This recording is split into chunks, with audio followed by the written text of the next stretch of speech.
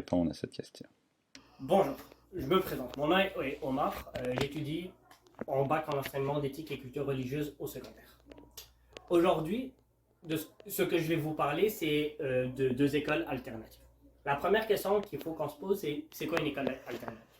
Une école alternative, c'est une école qui va proposer une façon de voir et d'étudier différente d'une école de style régulière. Exemple, on est tous allés pour la plupart d'entre nous dans une école du primaire de notre quartier.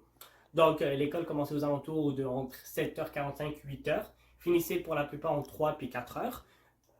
Tu allais, admettons, le matin, tu avais un cours de maths, tu avais une leçon de français, tu avais un cours d'éducation physique, etc., etc. Mais dans les écoles alternatives, c'est différent. Très souvent, ça va être axé sur une vision, soit par le fondateur de l'école elle-même, ou par la direction, ou par un philosophe, ou des fois par des chercheurs. Les deux écoles auxquelles je fais référence, ce sont l'école de Montessori, qui est située au centre de service Rivière du Saguenay, et de Freinet, Célestin Freinet, qui est située au centre de service des Séguins. La première école que je vous parle, c'est l'école de Montessori, plutôt de Maria Montessori. Ce qu'il faut savoir dans cette école-là, c'est que l'enfant, on lui donne le maximum d'outils pour réussir dans la vie. Donc, qu'est-ce que ça veut dire avoir des outils? C'est que tout d'abord, la classe que l'école, elle est séparée avec 5 enseignements, qui est l'exploration de la parole, l'expérience de la vie, les 5 sens, les mathématiques et la culture générale. Donc, si admettons l'enfant, par exemple, un jour, il vient à l'école puis il décide que lui, il a envie d'être fermier. Il a envie d'essayer l'agriculture. Mais effectivement, il n'a pas les outils. Donc, il va aller voir l'enseignant, il va lui dire, par exemple, oui, madame ou monsieur, je souhaiterais plus tard devenir agriculteur. Malheureusement, je n'ai pas les outils nécessaires. Comment je fais? Là, l'enseignant va lui dire, d'accord, mon petit Jacob, je vais te montrer comment faire. Donc, ils vont essayer de faire pousser des plantes. Évidemment, dans un climat qu'il peut. C'est sûr que si, admettons, le petit Jacob décide de faire pousser des tomates en hiver, dans sa classe, ça va être un peu compliqué. Mais mettons qu'au printemps, il a le temps, puis c'est plus apte. Aussi, ce qu'il faut savoir, c'est que l'école existe depuis 2004 et qu'on a eu beaucoup de points positifs.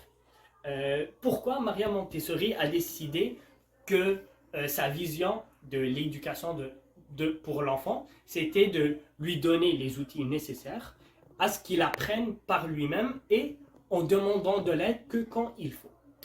Parce que il faut savoir que Maria a essayé plusieurs expériences. Dans l'une de ces expériences est la suivante. Dans une classe avec des enfants en difficulté d'apprentissage, par rapport à une autre classe où il y avait d'autres enfants qui avaient les mêmes problèmes, difficultés d'apprentissage, la première classe était une école régulière. Exemple, cours de 3e année avec les maths, les cours de français, anglais, éducation physique, etc. Et de l'autre côté, une classe de la vision de vue de Maria Montessori. Avec, on donne les outils à l'enfant. L'enfant se débrouille par lui-même. S'il a des questions, il pose des questions. À la fin de l'expérience, on a découvert que les enfants qui avaient énormément de difficultés dans la classe de Maria Montessori réussissaient avec beaucoup plus d'aisance que dans l'autre classe. Donc, elle s'est dit, si ça marche pour cette classe-là, cette façon de faire devrait fonctionner. Donc, elle a créé son école et encore aujourd'hui, il y en a plusieurs à travers le monde et ici au Québec pour la deuxième école qui est l'école de Célestin Freinet. Ce qu'il faut savoir de l'école de Célestin Freinet, c'est que l'enfant est au centre de l'école. C'est pas parce que c'est une école alternative qu'elle n'a pas les outils des autres écoles.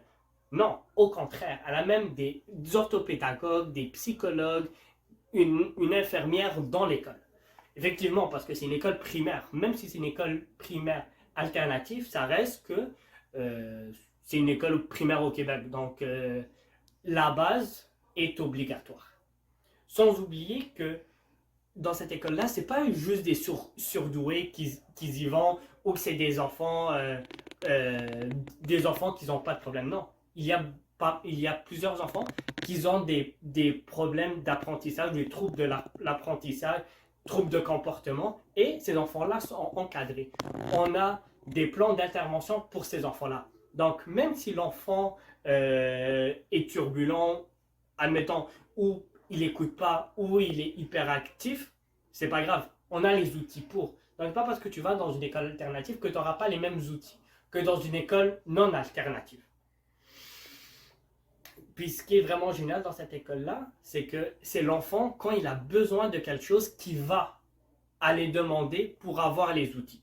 Donc, si il veut, par exemple, monter une table, on va lui dire, voici comment on monte une table.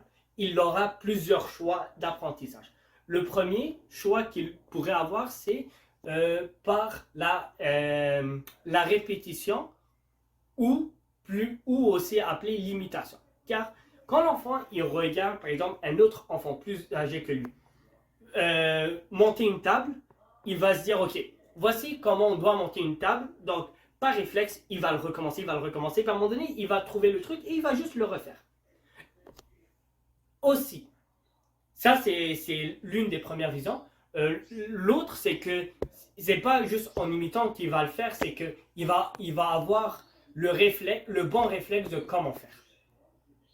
Ça, c'est pour l'une des raisons pour laquelle l'école de Freinet est vraiment intéressante pour les enfants. C'est pour ça.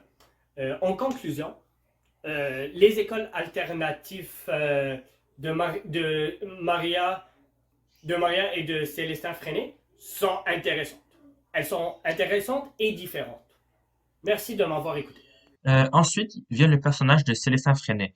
Lui, tout comme Maria Montessori, je veux vraiment vous parler juste de sa vie, de comment il a grandi. Fait que, pour commencer, Célestin Freinet, lui, il va naître à Gap, dans un petit village des Alpes-Maritimes en Provence. Il va naître le 15 octobre 1986. Il va ensuite étudier à l'École supérieure de Grasse, puis après ça, ben, il va quitter cette école-là et il va étudier à l'École normale de Nice.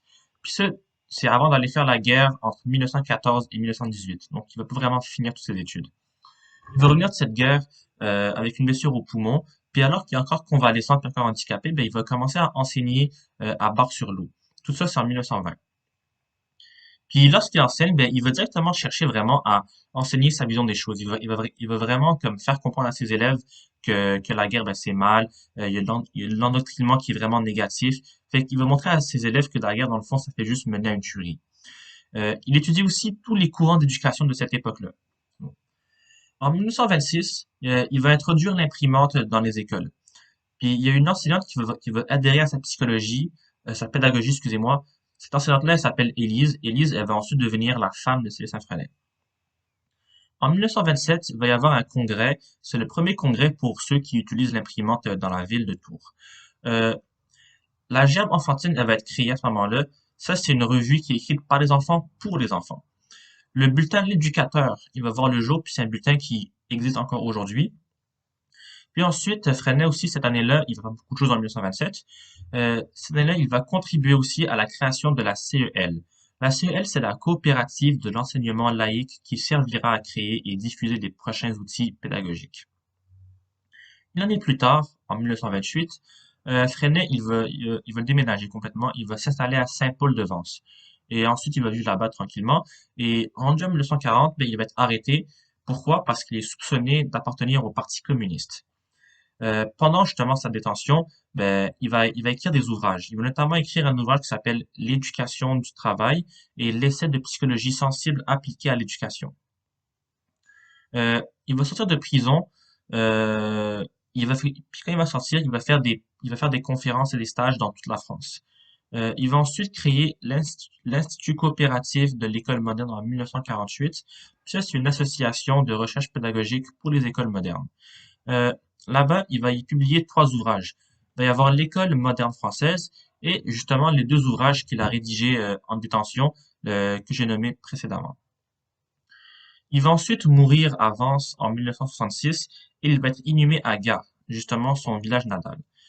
Son épouse Élise, elle, elle veut finalement le rejoindre en 1983.